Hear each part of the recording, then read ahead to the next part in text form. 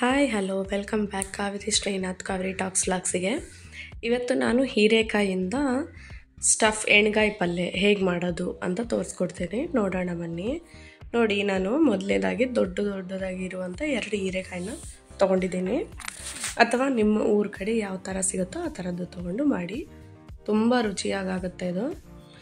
ಒಂದು ಸತಿ ಅದು ಪಲ್ಯ ಮಾಡೋಕ್ಕೂ ಮುಂಚೆ ಒಂದು ಸತಿ ವಿಷನೆಲ್ಲ ನೋಡ್ಕೊಳ್ಳಿ. ಅದು ಒಂದೊಂದು ಸತಿ ವಿಷ ಬರುತ್ತೆ ಅದಕ್ಕೆ, ಇಲ್ಲಾಂದರೆ ಮಾಡಿದಾದ್ಮೇಲೆ ನೋಡಿದರೆ ಪಲ್ಯ ಎಲ್ಲ ವಿಷ ಆಗಿಬಿಡುತ್ತೆ. ಅದಕ್ಕೋಸ್ಕರ ಈ ಥರ ಸಿಪ್ಪೆ ತೆಕ್ಕೊಂಡು ಇದನ್ನ ಒಂದು 4 ಭಾಗ ಥರ ನಾನು ಕಟ್ ಮಾಡ್ಕೊಳ್ತೀನಿ. ಈಗ ಇದರಲ್ಲಿ ಸುಮಾರು ಥರದ್ದು ಮಾಡ್ಬೋದು ನೋಡಿ. ಈ ಥರದ್ದೆಲ್ಲ ಕಟ್ ಮಾಡ್ಕೋಬೇಕು. ಹೀಗೆಲ್ಲ ಮಾಡಿಕೊಂಡು, ಪ್ಲೀಸ್ ಯಾರೆಲ್ಲ ನನ್ನ ಚಾನಲ್ನ ನೋಡ್ತಾ ಇದ್ದೀರಾ ಲೈಕ್ ಮಾಡಿ, ಶೇರ್ ಮಾಡಿ, ಸಬ್ಸ್ಕ್ರೈಬ್ ಮಾಡ್ಕೊಳ್ಳಿ ನನ್ನ ಚಾನಲನ್ನು. ನೋಡಿ, ಈಗ ಅದಕ್ಕೆ ಸ್ಟಫ್ ಮಾಡ್ಕೊಳ್ಳೋದಕ್ಕೆ ಅದರಲ್ಲಿ ತುಂಬೋದಕ್ಕೆ ಮಸಾಲ ಬೇಕಲ್ವ. ಅದಕ್ಕೆ ನಾನು ಶೇಂಗಾ, ಒಣ ಕೊಬ್ಬರಿ, ಜೀರಿಗೆ, ಉದ್ದಿನಬೇಳೆ, ಕಡಲೆಬೇಳೆ, ಒಂದು ಚಿಟಿಕಷ್ಟು ಹುಣಸೆಹಣ್ಣು, ಮೆಂತೆ, ಎರಡು ಆಗಷ್ಟು ಮೆಣಸು ಹಾಕಿದ್ದೀನಿ, ಸ್ವಲ್ಪ ಖಾರಕ್ಕೋಸ್ಕರ ಅಷ್ಟೇ, ಕೊತ್ತಂಬರಿ ಬೀಜ ಮತ್ತು ಇಂಗು. ಇದರಲ್ಲಿ ನಾನು ಬೆಳ್ಳುಳ್ಳಿ ಯೂಸ್ ಮಾಡಿಲ್ಲ, ಈರುಳ್ಳಿ ಯೂಸ್ ಮಾಡಿಲ್ಲ, ಓಕೆನಾ. ನೋಡಿ, ಕರಿಬೇವು ಈ ಥರ ಹಾಕ್ಕೊಂಡು ಇದಕ್ಕೆ ನೋಡಿ, ಈಗ ಖಾರದ ಪುಡಿ, ಅರಿಶಿನ, ಚೂರು ಇದನ್ನು ಹಾಕ್ತೀನಿ, ಇದಕ್ಕೆ ಚಾಟ್ ಮಸಾಲಾನ, ಆಮೇಲೆ ಜೀರಿಗೆ ಪುಡಿ, ಕೊತ್ತಂಬರಿ ಬೀಜ ಪುಡಿ, ರುಚಿಗೆ ತಕ್ಕಷ್ಟು ಉಪ್ಪು. ನೋಡಿ, ಒಂಚೂರು ಸಕ್ಕರೆ ಹಾಕಬೇಕು, ಅಂದರೆ ರುಚಿ ಬರುತ್ತೆ ಇನ್ನೊಂದಿಷ್ಟು. ಅದಕ್ಕೆ ಬೇಡ ಅಂದರೆ ಸ್ಕಿಪ್ ಮಾಡಿವಿ.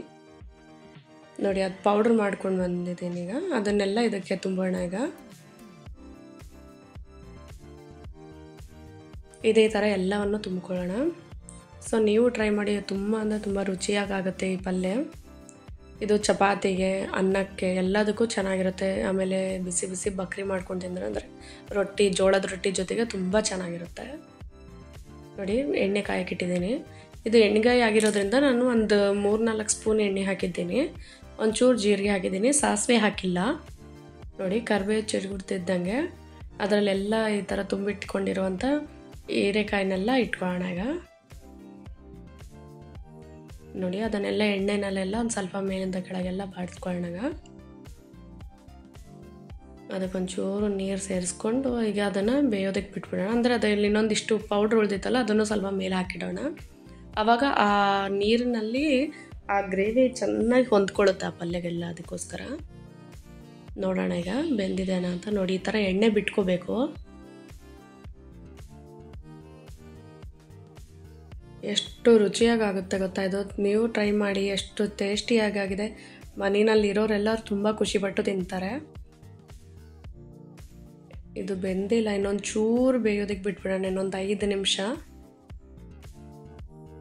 ಒಂಚೂರು ನೋಡ್ಕೊಳ್ಳಿ, ನೀವು ಸಹ ಆ ಥರ ಟ್ರೈ ಮಾಡಿ.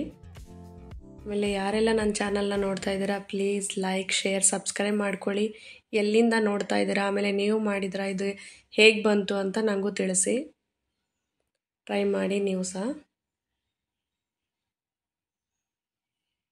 ನೋಡಿ, ಬೆಂದಿದೆ ಇದು.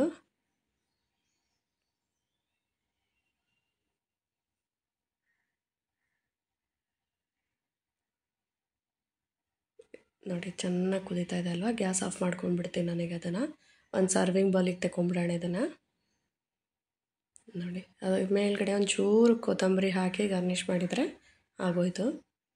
ಕೊತ್ತಂಬರಿ ಹಾಕಿದಷ್ಟು ತುಂಬ ಇನ್ನೂ ಒಂಥರ ಫ್ಲೇವರ್ ಚೆನ್ನಾಗಿ ಅನಿಸುತ್ತೆ. ಮನೆ ಎಲ್ಲ ಒಂಥರ ಏನು ಹೊಸದಾಗಿ ಏನೋ ಒಂಥರ ಘಮ ಘಮ ಅಂತ ಸ್ಮೆಲ್ ಬರುತ್ತೆ. ಆ ಪೌಡ್ರು ನಾವೇನು ಫ್ರೆಶ್ಶಾಗಿ ಹುರಿದ್ಬಿಟ್ಟು ಮಾಡ್ತೀವಲ್ಲ, ಅದ್ರದ್ದೇ ಇನ್ನೂ ಚೆನ್ನಾಗಾಗೋದು. ತುಂಬ ರುಚಿಯಾಗಿದೆ. ನೀವು ಟ್ರೈ ಮಾಡಿ, ಹೇಗೆ ಬಂತಂತ ನನಗೂ ತಿಳಿಸಿ. Thank you for watching. Bye bye.